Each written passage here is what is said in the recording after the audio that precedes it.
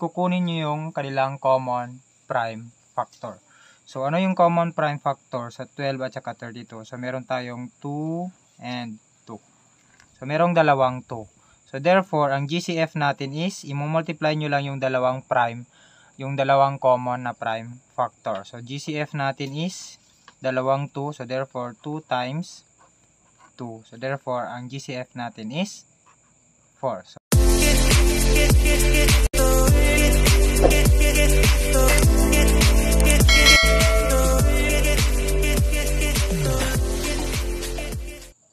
hello guys, magandang araw.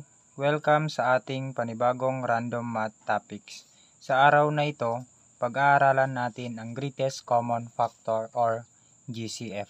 So meron tayong tatlong method sa paghahanap ng greatest common factor. So para maintindihan natin yan, proceed tayo sa ating example. So example, find the GCF of 12 and 32. So, unang method natin is listing method. So, i-list down lang natin yung mga factors ng number na yan. So, unang-una is yung ating 12. 12 and 32.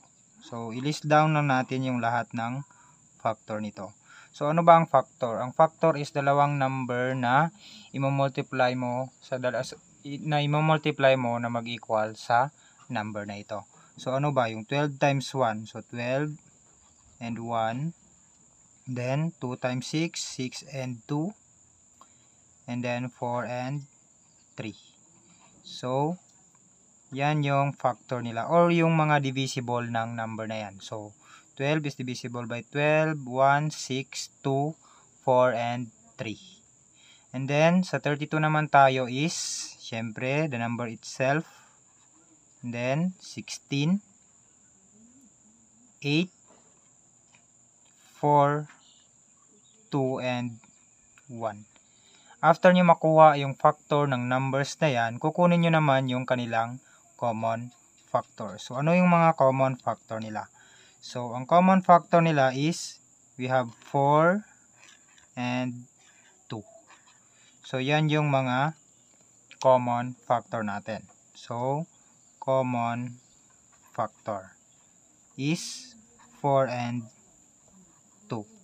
So, ang hinahanap natin is yung greatest common factor. So, ano yung pinakamalaki sa dalawang common factor natin? So, ang pinakamalaki is yung 4. So, therefore, ang GCF natin dyan is 4.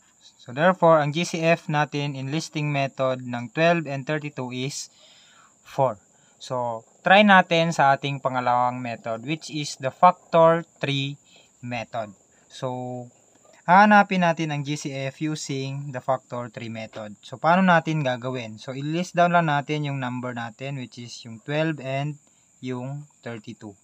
Then, after that, parang gagawa lang tayo ng 3, mga sanga ng kahoy. So, yung sanga na yon is yung kanilang mga prime factorization. Ano naman ang prime factorization? Ang prime factorization is yung mga can multiply by itself lang and 1. So, yun yung mga prime numbers. So, ang prime factor ng 12 is 6 and 2. So, 2 is a prime factor, prime number. So, therefore, itong 6 is hindi pa siya prime factor. So, kailangan pa natin hanapin ang prime number nila. So, 3 times 2. So, therefore, ang prime factorization ng 12 is 3 times 2 times 3. So, yan yung prime factorization nila. 3 times 2 times 3. So, as 2. So, as you see, pag i-multiply nyo, 3 times 2 is 6 times 2 is 12. So, yan yung prime factorization. How about yung 12? 32 pala. So, i-factor natin, so that is 8 times 4. So, yung 8 at saka 4 is hindi pa prime factor, hindi pa siya prime number. So, hanapin pa natin. So, i-factor out pa natin yan siya. So, 4 and 2. Then, ito naman is 2 and 2. So, as you see, yung 4 lang ang hindi prime factor. So, kukunin pa natin ang prime factor niyan. So, that is 2 and 2. So, therefore, ang prime factorization ng 32 is yung 1, 2, 3, 4, 5. Limang 2. So, 2 times 2 times 2 times 2 times 2. Then after that, kukunin nyo yung kanilang common prime factor. So ano yung common prime factor sa 12 at saka 32? So meron tayong 2 and 2. So merong dalawang 2. So therefore, ang GCF natin is, i-multiply nyo lang yung dalawang prime, yung dalawang common na prime factor. So GCF natin is dalawang 2. So therefore, 2 times 2. So therefore, ang GCF natin is 4. So as you see, pareho doon sa ating listing method.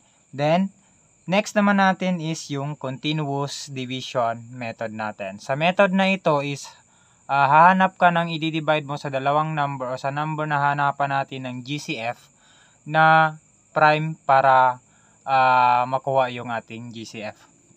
Okay, so paano natin gagawin? So i-list down lang yung ating number, which is 12 and 32. And then ilalagay lang natin yung symbol ng kabaliktaran ng division, so tulad dito. Then hahanap tayo ng prime number na i-divide natin na pwede nating i-divide sa dalawang number na ito. So as you see, this is an even number. So 2 is pwede kasi prime number ang 2, then pwede natin siya i-divide sa dalawang number na to. So 2. So 12 divided by 2 is 6. Then 32 divided by 2 is 16. So as you see, meron pa rin tayong may divide na prime number dito sa number natin, sa result nito, na ma-divide sa dalawang number na to, na prime. So another division, kaya nga tinatawag siyang continuous division method. Hanggat yung dalawang number natin is pwede pang ma-divide sa isang prime number, continuous lang yung division. So ano pa ang pwede divide, since again this is an even number, so pwede yung 2. So 6 divided by 2 is 3, and then 16 divided by 2 is 8. So as you see, yung sagot natin is wala na tayong mai-divide na prime number sa dalawang number na ito. So ang GCF natin is kung ano yung gipang divide natin na prime numbers. So meron tayong dalawang 2, so that is, multiply nyo lang, 2 times 2 is equals to 4. So therefore, na-check natin sa tatlong method ng paghahanap ng greatest common factor na pareho lahat yung ating sagot. Okay? So another example para mas malinawan pa tayo. So taas natin to. So another example is find the GCF of 6 and 14. Okay, so yan na naman yung hahanapan natin ng GCF. So unang-una is yung listing method natin. Sa listing method, lista nyo lang yung 6 at saka 14. Then hahanapin nyo yung kanilang factor. So factor or yung mga divisible by this number. So divisible by this number is 6, 3, 2, and 1. Then sa 14 naman is 14, 7, 2, and 1. Then hanapin nyo yung common factor nila.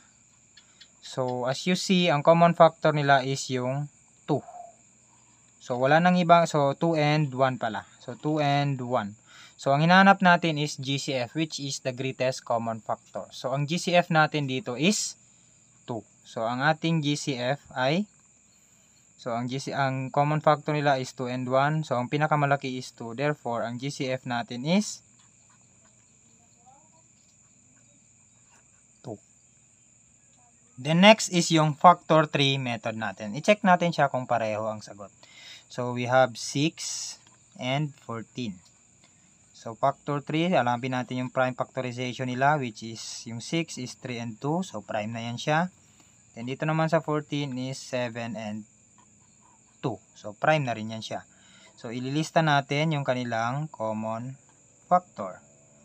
Okay, so ang prime factorization is 2 times 3. Then sa 14 naman is 2 times 7. So as you see, ang common factor nila is 2. So isa lang. So therefore, ang GCF natin is 2. Then next is yung ating continuous division method. So, again, ililista lang natin yung 14, 6 pala, 6 and 14, and then, hanap tayo ng prime na i-divide natin dito para sa dalawang number na prime para makuha yung ating sagot. Okay, so as you see, this is an even number. So, pwede tayo mag-divide ng 2. So, 6 divided by 2 is 3. Then, 14 divided by 2 is 7. So, as you see, yung ating sagot is wala na tayong mai-divide na prime number sa dalawang ito. So, therefore, ang ating GCF ay 2.